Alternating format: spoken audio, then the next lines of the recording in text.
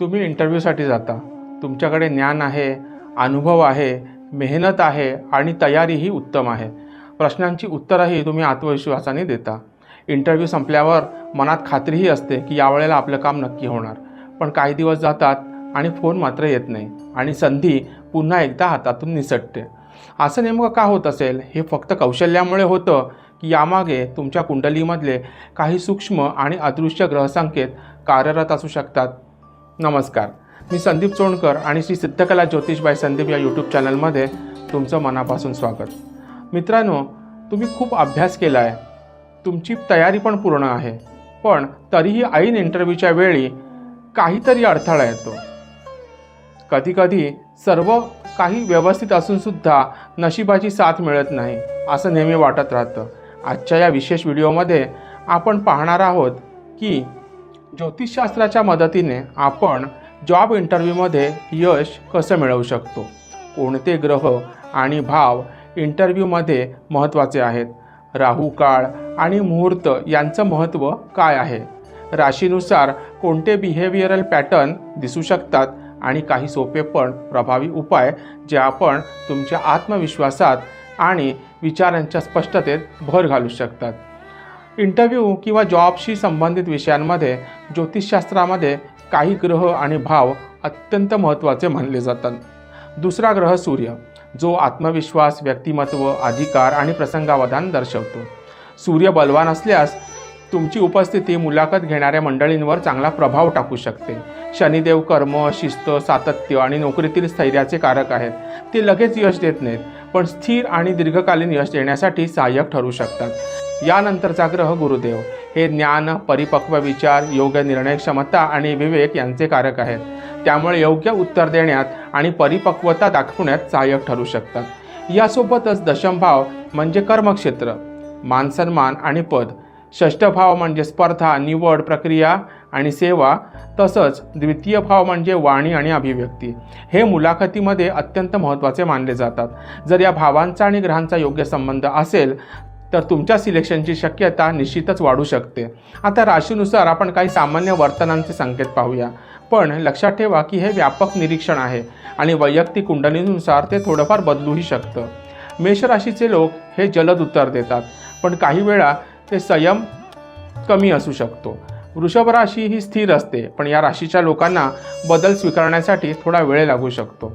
मिथुन राशी संवाद कौशल्यात उत्तम असते, पण काही वेळा गरजेपेक्षा जास्त बोलण्याची प्रवृत्ती दिसून येते. कर्क राशी भावनिक असल्यामुळे तणाव जाणवू शकतो. सिंह राशी आत्मविश्वासपूर्ण असते, पण या राशीच्या लोकांनी अति आत्मविश्वास टाळणं फार महत्त्वाचं असतं. कन्या राशी ही विश्लेषणक्षम असते, पण जास्त विचारांमुळे या राशीच्या लोकांना थोडा संकोच येऊ शकतो. तुळ राशी ही संतुलित असते, पण झटपट निर्णय घेताना वेळ लागू शकतो. वृश्चिक राशी ही तीव्र असते, पण काही वेळा अबोल वाटू शकते. धनुराशी ही सकारात्मक असते, पण या राशीच्या लोकांनी लक्ष केंद्रित ठेवणं महत्त्वाचं असतं. मकर राशी शिस्तबद्ध असते, पण या राशींच्या लोकांनी स्वतःला स्पष्टपणे व्यक्त करणं आवश्यक असतं. कुंभ राशी ही नाविन्यपूर्ण असते, पण व्यावहारिक जुळवाजुळव आवश्यक असते. मीन राशी कल्पनाशील असते, पण उत्तर रचनात्मक पद्धतीने देणंसुद्धा फार आवश्यक असतं. आता राहू काळाबद्दल बोलूया. राहू काळ हा पंचांगांवर आधारित एक निश्चित कालखंड असतो आणि तो प्रत्येक दिवशी बदलतो, पण व्यक्तीनुसार बदलत नाही. पारंपरिक दृष्टिकोनातून नवीन कामाची सुरुवात, करार किंवा महत्त्वाचे निर्णय या काळात टाळण्याचा सल्ला दिला जातो. मात्र व्यावहारिक जीवनामध्ये इंटरव्ह्यूची वेळ आपण ठरवू शकत नाही. त्यामुळे जर इंटरव्ह्यू राहू काळात असेल तर घाबरण्याची अजिबात गरज नाही. योग्य मानसिकता, तयारी आणि काही साधे ज्योतिषीय उपाय करूनसुद्धा आपण त्याचा प्रभाव कमी करू शकतो. शुभ मुहूर्त निवडताना चौघडिया आणि चंद्रबळ पाहणं फार उपयुक्त ठरतं. अमृत, शुभ आणि लाभ चौघडिया सामान्यतः अनुकूल मानले जातात. चंद्रबळ म्हणजे त्या दिवशी चंद्राची तुमच्या राशीपासूनची स्थिती. जर चंद्र 4थ्या, 8व्या किंवा 12व्या स्थानी असेल तर मानसिक तणाव, विचलन किंवा आत्मविश्वासात थोडी घट जाणवू शकते. याचा अर्थ असा की अधिक जागरूकता आणि तयारी आवश्यक आहे. तसंच चालू दशा, अंतर्दशा आणि गोचर यांचा एकत्रित प्रभाव अंतिम परिणामावर पडू शकतो. आता काही सोपे पण प्रभावी उपाय पाहूया, जे मानसिक स्थैर्य आणि आत्मविश्वास वाढवू शकतात. सकाळी सूर्याला अर्घ्य देणं आत्मविश्वास आणि स्पष्टता वाढवण्यासाठी पारंपरिक उपाय मानला जातो. तसंच ओम गंग गणपतये नमः हा मंत्र संवादातील स्पष्टतेसाठी उपयुक्त मानला जातो. गुळ खाऊन आणि पाणी पिऊन बाहेर पडणं शरीरातील संतुलनासाठी उपयुक्त अशी पारंपरिक पद्धत मानली जाते. पांढरा किंवा पिवळा रंग हा सकारात्मकता आणि शांततेचं प्रतीक मानला जातो. हनुमान चालीसा वाचल्यास भीती कमी करण्यासाठी आणि मानसिक स्थैर्यासाठी फार उपयुक्त ठरू शकते. तसंच पक्ष्यांना अन्न पाणी देणं हा राहू केतू संबंधित असंतुलन कमी करण्यासाठी उत्तम पारंपरिक उपाय मानला जातो.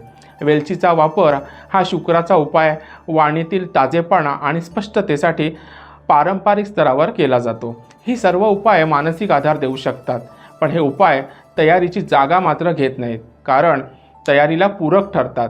मित्रांनो, एक गोष्ट अगदी स्पष्टपणे लक्षात ठेवा की ज्योतिष तुम्हाला दिशा दाखवतं, योग्य वेळ समजावून सांगतं आणि संभाव्य अडथळेसुद्धा दाखवतं.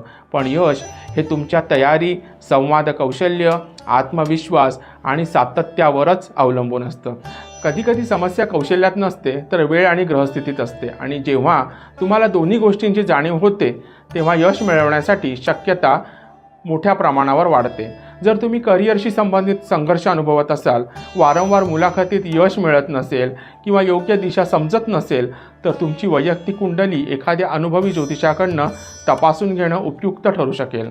त्याचबरोबर संबंधित क्षेत्रातील अनुभवी व्यक्तींकडनं मार्गदर्शन घेणंसुद्धा तितकंच महत्त्वाचं ठरू शकेल. शेवटी एवढंच की ग्रह दिशा दाखवतात, पण यश हे आपल्या कर्म, प्रयत्न आणि सातत्यावरच निश्चित होतं. जर हा व्हिडिओ तुम्हाला कसा वाटला हे नक्की कळवा. व्हिडिओ आवडला असेल तर लाईक करा आणि अशाच माहितीसाठी चॅनलला सबस्क्राईब करायला विसरू नका आणि आमच्या कुटुंबाचा भाग बना. धन्यवाद. जय ज्योतिष.